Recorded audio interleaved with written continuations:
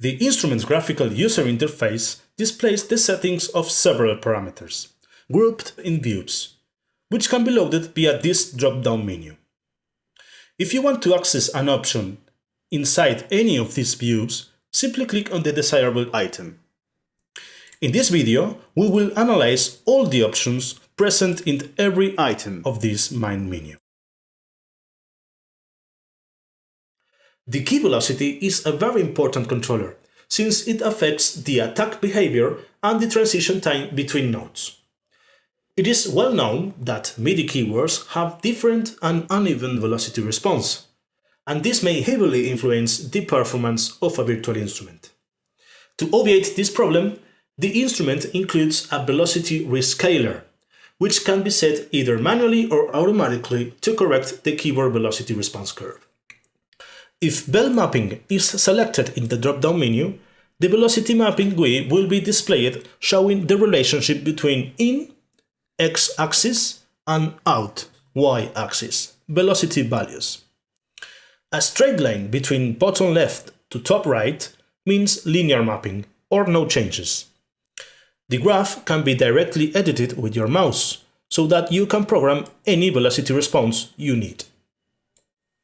Suppose, for example, that we have a keyword very easily yielding high velocities, so the attack tends to be quite strong and the portamento time too short. In this case, rescaling higher velocities this way represents a simple and effective remedy. Please note that the bell mapping is deactivated by default. It is activated by clicking in the mapping button until it turns white. To compensate for a non-linear behavior of your keyboard, an automatic calibration procedure is also provided.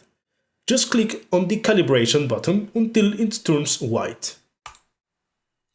Now, what we have to do is hit any key at random velocities, trying to cover the whole velocity range.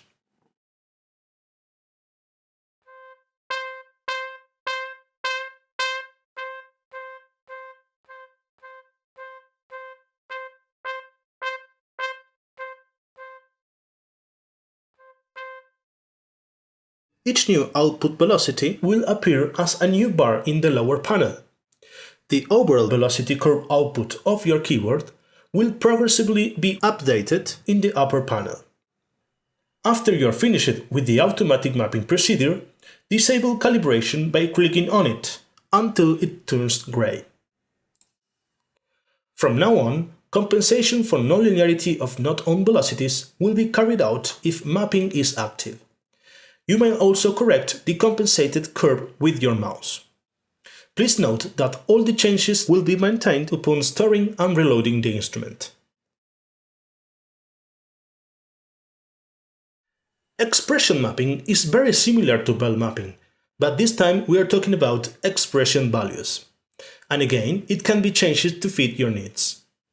For example, if we have a breath controller that needs a lot of air pressure to reach the highest dynamics, we can adjust the curve to make the instrument more sensitive. This way. Remember to activate the expression mapping by pressing the Active button. If we use the left click to draw the line, then we can use the Smooth button to make the curve less irregular. Each time we press it, the curve will be smoother.